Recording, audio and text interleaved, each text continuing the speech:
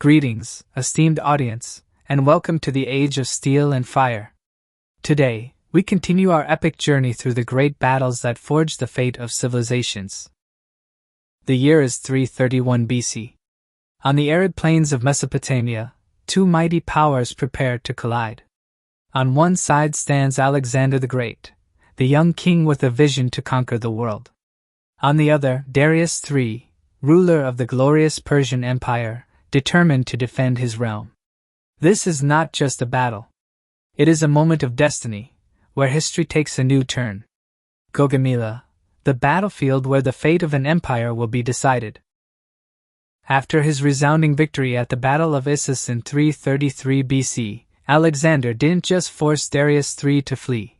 He proved that he was no reckless young king, but a true military genius. With unwavering loyalty from his troops and growing admiration from the Greek city-states, Alexander pressed deeper into Persian territory. He conquered not only with sword and spear, but with tolerance and shrewd diplomacy. The city of Tyre fell after a 7-month siege. Egypt welcomed him as a liberator, and there, he was hailed as the son of Ammonius, a sign that he was stepping into legend. Meanwhile, Darius III, the ruler of the vast Persian Empire, could not accept defeat. He assembled a colossal army from across his dominion, cavalry from Bactria, infantry from Media, Greek mercenaries, and fearsome scythed chariots.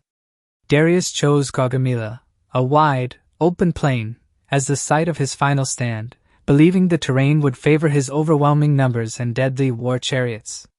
But Alexander was not one to be intimidated by sheer size.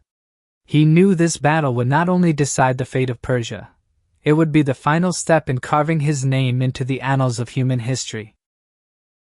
As the sun rose over the plains of Gaugamela, two armies emerged, like two opposing worlds. On one side stood a compact, disciplined force, forged by rigorous training and led by a young king with boundless ambition. On the other, a vast, multi-ethnic host stretched across the horizon, a symbol of an empire that once ruled the East. Alexander the Great commanded around 47,000 troops, including Hetaira cavalry, his elite shock troops, personally led by Alexander, designed to pierce enemy lines. Macedonian phalanx, infantry wielding long sarissas, forming an impenetrable wall of spears. Archers, javelin throwers, and light cavalry, providing mobility, flanking, and rapid counterattacks. Greek and Thracian allies, reinforcing the wings and maintaining formation. In contrast, Darius III assembled a colossal force, estimated between 100,000 and over 200,000 soldiers, including Persian cavalry, numerous but loosely organized, deployed on the flanks to encircle. Scythed chariots, terrifying war machines designed to slice through infantry ranks. Greek mercenaries, battle-hardened but not entirely loyal. Infantry from across the empire, Media, Bactria, Babylon, and even Indian contingents. Darius had one advantage. He chose a flat, carefully leveled battlefield to maximize the impact of his chariots. But Alexander came prepared. He didn't bring numbers, he brought precision, speed, and an unbreakable will. October 1st, 331 BC. On the plains of Gaugamela, under the blazing sun, the two armies took their positions. Darius III, confident in his numerical superiority, spread his forces wide to encircle. He placed his scythed chariots at the front, hoping they would slice through the Macedonian ranks. His center held infantry and Greek mercenaries.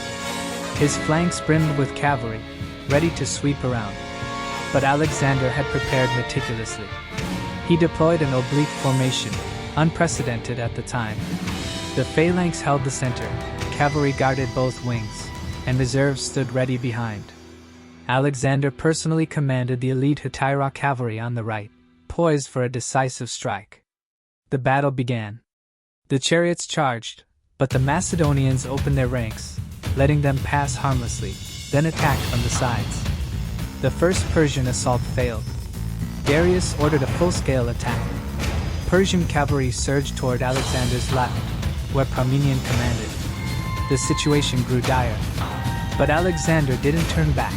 He saw an opportunity. With lightning speed, Alexander led the Hetaira in a direct charge at the Persian center, where Darius stood. The surprise assault threw the Persian lines into chaos. Darius panicked and fled. Once again, the king of the greatest Eastern Empire retreated before Alexander. As word of Darius's flight spread, the Persian army collapsed.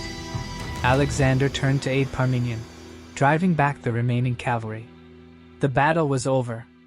Gaugamela was no longer just a clash, it was a victory of destiny.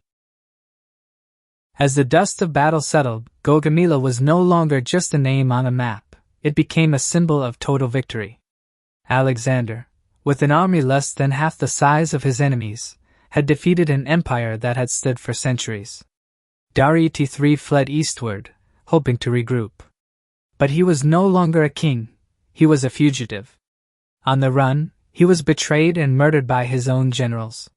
When Alexander found Darius's body, he ordered a royal burial, a gesture of respect for his fallen foe, and a mark of true greatness. After Gaugamela, the gates of the Persian Empire swung open. Alexander marched into Babylon, Susa, and finally Persepolis, the glorious capital of Persia. There, he was hailed as the king of Asia. The vast treasures of Persia fell into his hands, but what he gained was far greater than gold. It was absolute power and reverence from both east and west. The Battle of Gaugamela was not merely a military triumph. It marked the end of an era, and the beginning of a new civilization, where Greek culture spread across Asia, ushering in the brilliant Hellenistic Age.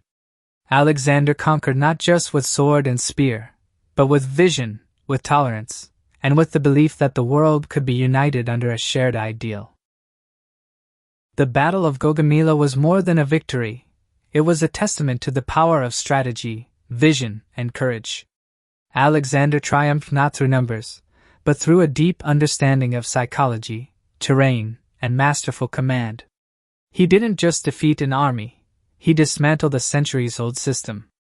The Persian Empire, with its vast bureaucracy and ancient traditions, could not withstand a smaller, more agile force led by a man who knew that war was not just about strength, it was an art. Gaugamela also marked the beginning of a new era, the Hellenistic Age. With this victory, Alexander didn't just bring Greek culture to the East, he absorbed the wisdom of the East to create a hybrid civilization, where knowledge, art, and science flourished. And above all, Gaugamela reminds us, in history, it is not always the stronger who wins, but the one who sees further, waits patiently, and strikes when the moment is right. Gaugamela, a battle fought over 2 millennia ago, yet its echoes still resonate through the pages of history. Alexander didn't just win, he reshaped the world. Thank you for joining us on this journey through one of the greatest battles ever fought. If you found this video engaging and insightful, please like, share, and subscribe to our channel so you won't miss the next episodes in our Epic War History series. And don't forget to leave a comment below. What moment from the Battle of Gaugamela impressed you the most? We'd love to hear your thoughts. See you in the next episode, where Alexander enters Persepolis, and history turns another page.